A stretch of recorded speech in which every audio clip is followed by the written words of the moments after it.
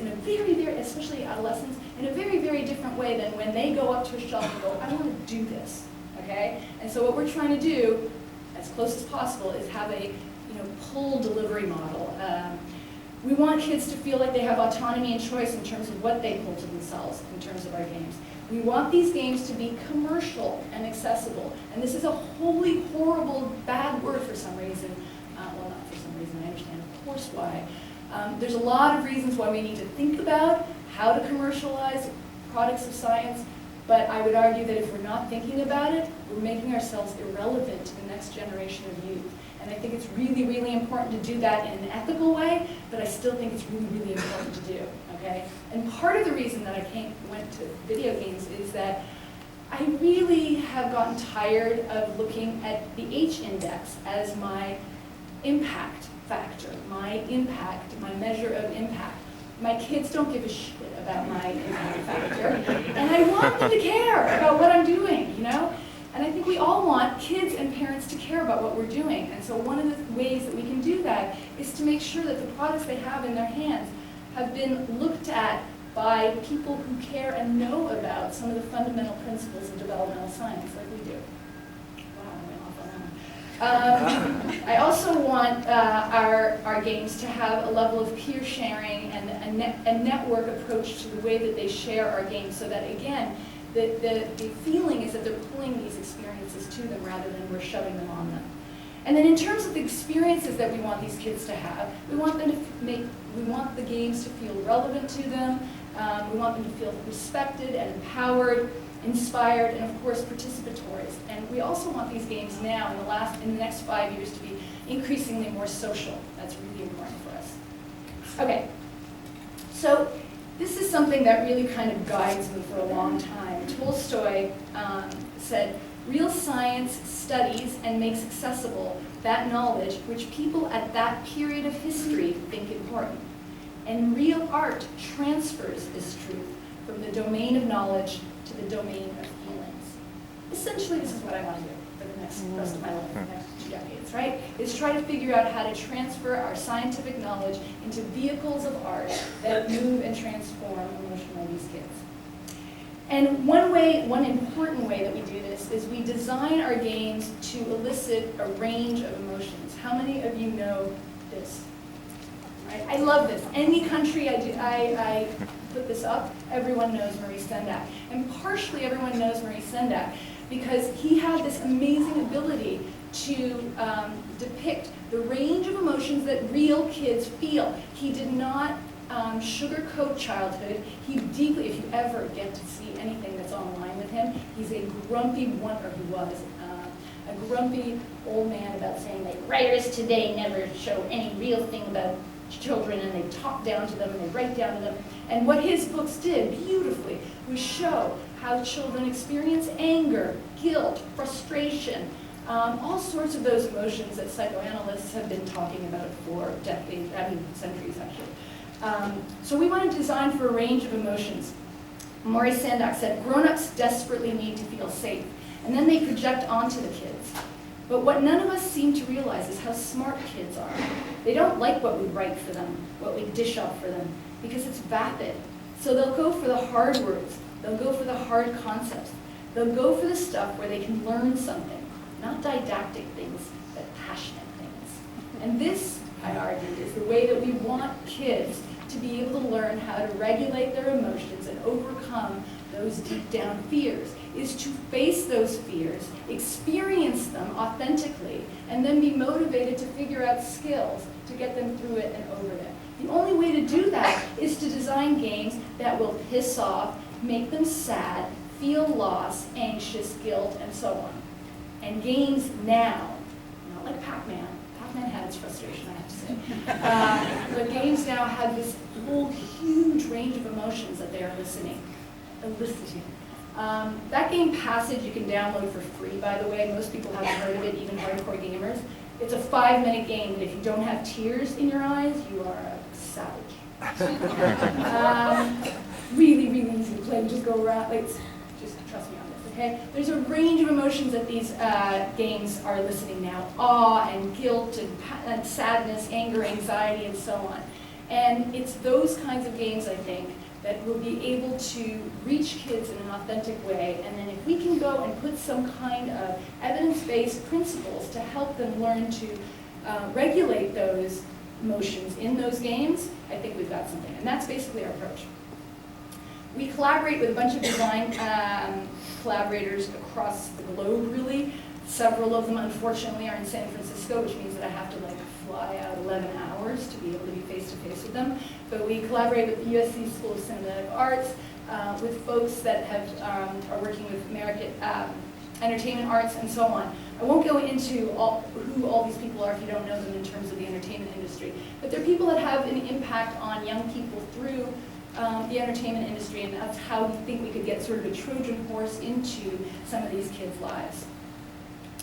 Our general approach is really simple. We take scientific principles out there, the decades-long research on clinical techniques and principles, and then those that we know have good evidence behind them, and then we translate them into game mechanics. Game mechanics are basically the verbs of games, what they do in the game, okay? We translate those into game mechanics, and then the youth who are playing them, we hope, eventually will have some kind of cognitive emotional change after practicing over and over again, and we have a generation of happy and healthy youth. That's the whole approach, right there in a nutshell. What I'm going to tell you now about is a few studies and give you a bit of an idea of what these games look like.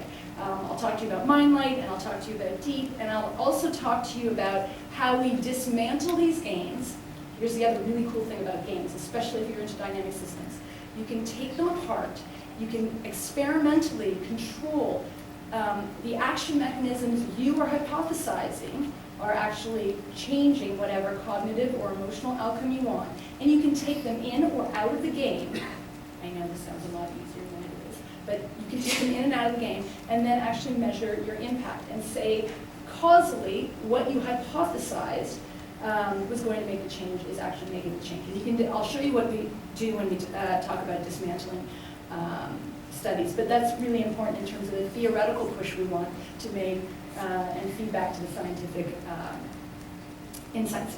Okay, so once we have a prototype, what I want to just give you a flavor for is what we do to get to the stage where we actually have a game to test its impact. There are two streams that we think about when we think about designing. We have the game design element, and then we have the intervention design. Underneath, so the intervention design is all science, right? We want to know what kinds of things. Do we do exposure therapy? Do we do attention bias modification, cognitive retraining, etc.? Okay. The game design is, are they fun, these games? Are people actually picking them up by themselves? How long are they playing? And so on. And these elements, especially at the beginning, iterate back and forth to inform each other quite often and then quite frequently. And then as we go along, we hope that we are getting it more and more right. If I had 2 hours, I would just give you a 45-minute talk about this process. I won't. But I do want to say that we do a lot of prototyping with paper, pencil, dice, boards. Kids come in, tell us what things are really attractive to them, what's not, and so on. And so we've got a bunch of scientists and design and artists, and it's a great kind of collaborative interaction. The only time you will ever see me try to draw anything would be there. I mean, or pipe cleaners we use. We do a lot of prototyping, all sorts of ways. And then we have finally we go to coding, and we code the game mechanics, and then we play with the kids, and we try to figure out, are they having fun, are they engaged, are they learning what we thought they were going to learn, and there's a whole procedure through that. So let me talk to you about the first game that we designed about 3.5 years ago, 4 years ago. It's called Mindlight. It's a neurofeedback 3D video game, and it was designed to prevent and treat anxiety for children 8 to 12 years old. It works really simply, where it uses a one-channel, commercially available, on purpose we use a commercially available EEG headset. It's one-channel EEG, alpha, beta, theta waves that it is reading. That is the raw data that gets inputted into the game and transforms the game environment based on the mind state of the player. There's lots of things neurofeedback cannot do. lots of things that alpha and beta theta can be debated about. The one thing you can get reliably with this headset is, are they anxious or are they relaxed? Are they focused or are they not? That's all we're trying to measure. All the other things that are hocus pocusy, we're not measuring, okay? And the game basically has two evidence-based mechanics in there, taken from the scientific literature. One is exposure therapy. So the basic idea is that in order to get people to get over their anxiety, you basically push them over the cliff and they're not afraid of the cliff anymore. That's basically exposure, right? You systematically, slowly but surely, get them closer and closer to the thing that they fear. And as you do that, you teach them relaxation skills as the fear stimuli becomes more and more scary, basically. Okay, so that's exposure therapy outside of the game. We took that same principle where kids had to expose themselves to fearful stimuli. They got worse and scarier and scarier throughout the game, and they had to remain calm in the face of these things. I'll show you the video so that you get a better idea. The second element was attention bias modification. We know that when we're anxious, and anxious kids in general, anxious adults, are hypervigilant to threatening cues in their environment. So when you're anxious, you are only paying attention to those sneers out in this audience. I'm not paying attention to the smiles and the nods. If I'm anxious, all I'm doing is attending to the threat cues in my environment. What we try to do with attention bias modification is we get people to, and we incentivize their attending to positive or neutral cues to get to their goal rather than the threatening cues. Let me just show you the video so that you get a better idea.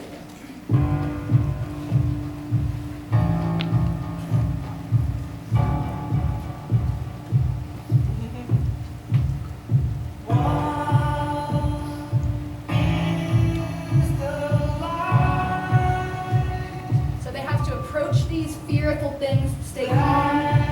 The calmer they stay, the bigger their light grows. And they uncover fearful, the banal stuff under the fearful things through their light.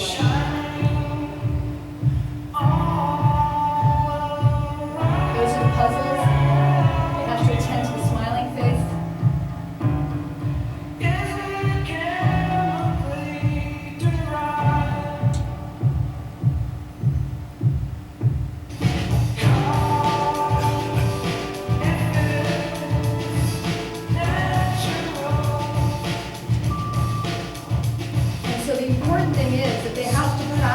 There are cats that come at them, and spiders that come at them, and they lose their composure. And the idea is that they have to regain their calm over and over, and it's that practice that's really important.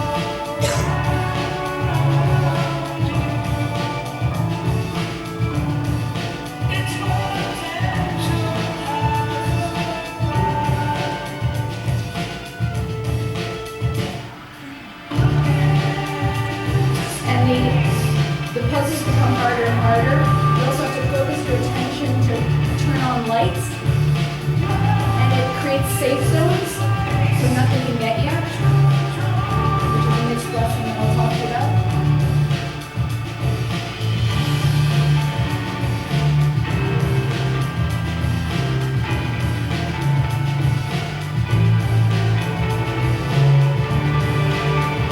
Very simple idea.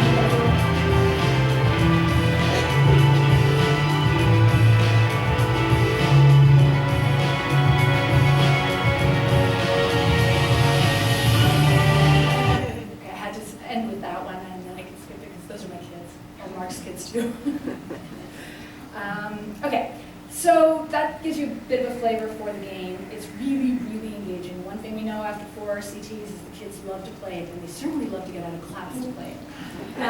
It's the easiest recruitment I've ever done in 20 years. You tell kids, do you want to participate in a trial? You get to play video games. Yeah.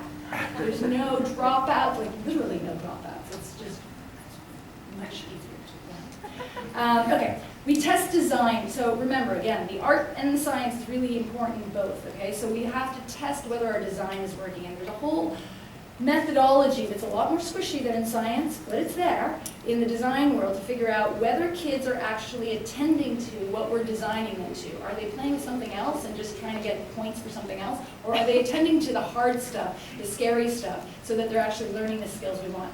So we first test design. We do lots and lots of, I have another video that I won't show you right now, but we do lots and lots of videotaping of children's faces while they're playing the games, and then we code for emotional reactions. So we know that we're actually triggering the emotions that we intended to trigger, which is not just the happy, but also the anxious, the surprise, the concentrated, etc. Okay?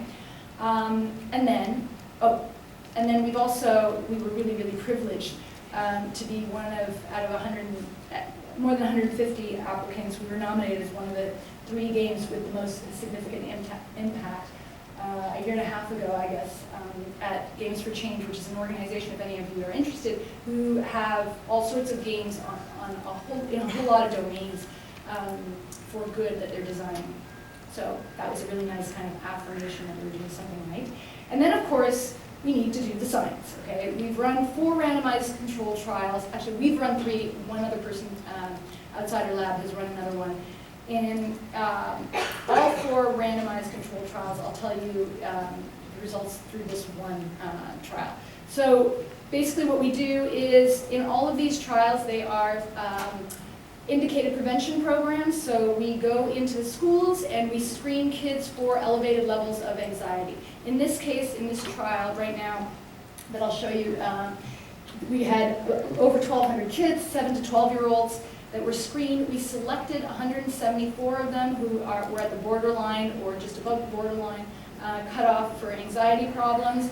They were invited to participate, 174 agreed to participate. Then half of them were randomly assigned to play Mind Light 5 times, and the other half, actually this was 6 times, and the other half was randomly assigned to go through cognitive behavioral interventions delivered in the school by therapists, face-to-face, group context. For any of you who know Kendall's Coping Cat, it was that, okay? It is the absolute most rigorously studied cognitive behavioral treatment program there is out there. And we registered this trial, importantly, as a non-inferiority trial, which means that we hypothesized that our game was going to be as effective as the gold standard therapy out there for anxiety, okay? We had to at least show that this is basically the most rigorous we could get out there in terms of the effect on anxiety. This is how we had to do it. Not as a attention control or any of the other kind of things. What I'm going to show you right now is self-reported total anxiety by the child, but this data is exactly the same for parent-reported child anxiety, which is kind of awesome. I'm going to show you Okay. I'm going to show you pre-test, so this is before they played any games or they went through any therapy. Post-test is 6 weeks later, after they went through therapy or the game. 3-month follow-up is exactly what it sounds like, but they have then had no contact with the game. The game's not commercialized, so they don't have any access to it anyway. They also don't get any kind of therapeutic intervention. So there's nothing, and we go back to them 3 months later, and then we also go back to them 6 months later, okay? Of course, you know what I'm going to show you. And what we find is basically Mind Light is equally as effective, as hypothesized, as cognitive behavioral therapy. This is huge because also the results hold out to 6 months. There is some generalizability, okay? It's not just that they're primed with the game and then they're less anxious, which would have been pretty cool. We have some of those experimental data to show that same thing. But this is 6 months later, whatever they're getting out of this game and CBT, they're able to hold on to. This effect size, by the way, this from pre to 6 month follow-up is equal or actually greater than, not significantly greater, than when you look at meta-analyses for indicated cognitive behavioral therapy. You get around a 0.5 or so, this moderate effect size that I told you about before, and you get Mind Light even a little higher in terms of the effect size of the change. So we were really, really pleased. This is our first game, first of all. And second of all, you've got this thing that if you play 5 hours, this time it was 6, but we have another trial showing that you could only have to play 5 hours of this game. You could play it in the comfort of your own home if you wanted, etc. You would have the same impact as basically spending the equivalent of about $1,200 on therapy and going there every week for 12 weeks. Okay, so we were pleased. Okay, so we get the outcomes, and that's really important. We have to establish the outcomes. That's not the fun part, really, for me at least, but it's necessary, of course. What is the fun part is trying to figure out whether what you put into the game actually had the impact you wanted on the anxiety. So basically, what are the mechanisms of change? And one of the beautiful, one of these professors of game design at NYU has this idea that games are thought made visible to itself.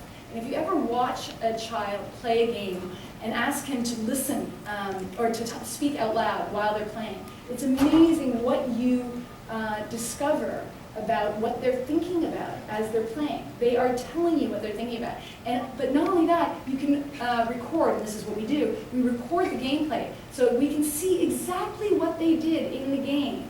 And second by second, analyze what the changes in that gameplay are across treatment and seeing whether the outcome, the variability in outcome, because you don't get everybody improving, of course, has anything to do with the way that they're playing the game.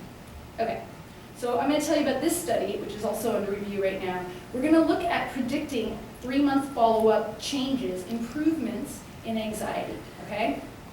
And this is the second RCT. So it's the data that I showed you in terms of the outcome. We've got several parts of MindLight that we can look at in terms of its design. We can look at the amount of time the player hides in chests. So there are chests all around this game, and they're meant for kids to have safety zones so that they can hide in there when they get too scared. Ideally, if our game is working, they should be using these chests less and less over time, okay? So we coded for the duration in these chests, and we wanted to look at decreases in the duration of the chest and whether that predicted 3-month follow-up, and it did significantly. Then we looked at increases in duration of the bright mind light. So as I said, the more relaxed you are, the brighter your light is. We want to see how long were they able to hold that light in maximal brightness, okay? That means maximal relaxation. So we looked at increases in the duration of the brightness of this light, and that also predicted 3-month follow-up improvements in anxiety. And then finally, we looked at increases in exploration. We ideally would like these kids to be able to get more and more brave and explore more and more of the environment out there in the world of this game. And indeed, increases in exploration predicted 3-month follow-up. So we knew that somehow we were getting closer to the design of the game, the actual causal principles that were put into the game actually resulting in the outcomes. Importantly, there were also things that didn't work. The attention bias modification puzzles didn't work. A year and a half after we spent an inordinate amount of money putting those puzzles in, we had a meta-analysis that showed that attention bias modification puzzles outside of games, just as a training, doesn't generally have very good evidence. We would have saved a lot of money if we knew that meta-analysis. But it actually didn't predict, and this is really good to see the stuff that also doesn't predict, because in future iterations you take those things out. Okay. We're now also in the process of looking at other mechanisms of change. One of the important things that I think is really important to consider with games is all of those non-specific factors that we think about in prevention and intervention, like expectancies and hope and motivation for change and so on. It would be outlandish to not imagine that those factors that predict so strongly in therapeutic contexts would not also predict in these contexts, okay? So we're looking at that. One thing we do, I didn't tell you in the RCT, is we equalize expectations. So we tell both groups, when there's also a control group for a game, we tell both groups that this is going to improve your mental health. So that's really important just from a scientific perspective, but we also want to see and test those mechanisms of change. Because basically, one of the things we do is we tell kids, you know, all you have to do is change the way you think, and everything out there changes the way that they respond. People will change in response to you. The world will look different if you just think more positively. They think we're full of baloney, okay? And in fact, we kind of are. But what happens, I think, in MindLight is that they have this gadget that allows them to change the way they're thinking, to do self-talk, to relax, to use breathing techniques, and somehow they're changing their mindset, and something out there in the world, in the game, changes. And that's a really concrete way of thinking that, hey, my mind has an impact on that world. And so my hunch is that we will find that that belief system, more so than the actual neurofeedback unit, is going to have an impact on predicting outcomes, okay? So right now, just to give you an idea, what we're doing is doing a sham experiment where half the group is going to get accurate neurofeedback being fed into the game, and the other one's going to get random neurofeedback. And I suspect that it's not going to make a difference in terms of outcome, because I suspect it's not the exact, this is going to kill the neuroscientists out here, I suspect it's not the actual EEG ways being precise, but the belief that it's working that really matters. Okay, but we'll see. Yeah, so basically what I think is that this neurofeedback device provides a really great metaphor for these kids to walk around with in their real world. Okay? For those of you who can't see, it says good news, the test results show it's a metaphor. So it'll be interesting to see what we get from that. Okay, I'm going to move now in the last 10-15 minutes, right? To another game that I really want to share with you called Deep. It's a virtual reality biofeedback game, and it's, let me just, hold on, okay. I'll let the designers and the artists are Owen Harris and Nikki Smith, and we worked together with them for the last about 2 years.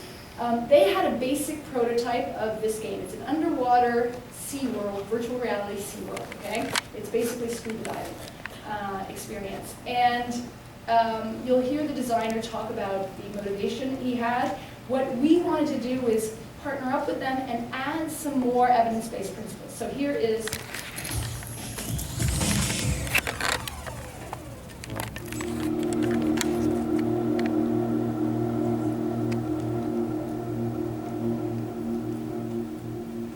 Deep VR is a meditative virtual reality game that you control by breathing.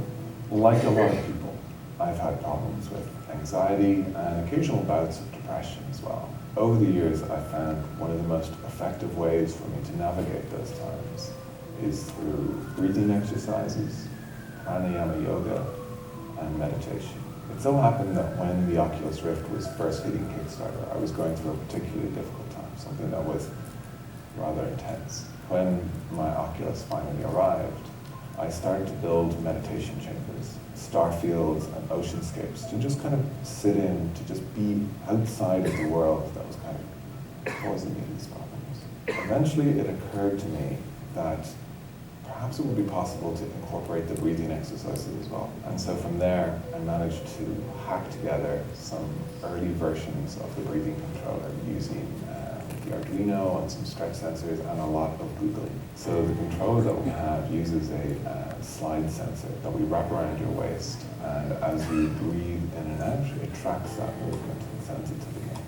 Games are the way to connect to people in a sort of healthy way, to, it's our Trojan horse into doing healthy stuff. So we're working with the Radboud Institute in the Netherlands, investigating the impact of the game on teenagers with issues with anxiety, depression, or anger. And with them, we're developing a series of prototypes that are going to be tested in a variety of health institutions in the Netherlands. On the other hand, we also want people to... Okay, you get the idea. It's a beautiful world, and usually if I don't have to fly 11 hours, I bring it with me so that people can experience it, because it's absolutely ridiculous to watch it on 2D. It is the most, you get people trying it and they start like this and they're really excited, of course, especially kids, but also adults, and then by the time they're in it for 5 minutes, they're like this. It's an amazing experience to watch and videotape and so on. So there's delight, of course, and again, we're testing all the emotional design parts of the game. But importantly, we're also, as he mentioned at the end there, we're trying to look at whether we can put evidence-based elements into the game to magnify its impact. And one of them that's really important, we know that interoceptive awareness is really important when it comes to learning relaxation and getting the benefits up. So we have experimental designs, let me try to see if I can repeat this, where in one version of the game, you get super feedback. As you breathe in, you go up. As you breathe out, you go down. But also the the plants are now changing color with your breath. The entire environment pulses with your breath so that you become, now if you're shallow breathing, you're not going to be able to move, but also nothing's going to change around you, right? If you breathe deeply in and out, the entire world starts pulsating in this really beautiful way. So again, it incentivizes without didactically teaching these kinds of methods. And it's a very embodied way to learn some of these things. If you've ever, I just had my father actually over my husband, and he got, upset about something that ended up being totally fine and no problem. It's amazing that even adults, when you say breathe deeply, just calm down. They can't. They breathe in their chest, or they don't. So this belt goes around your diaphragm. And you learn, just by practice over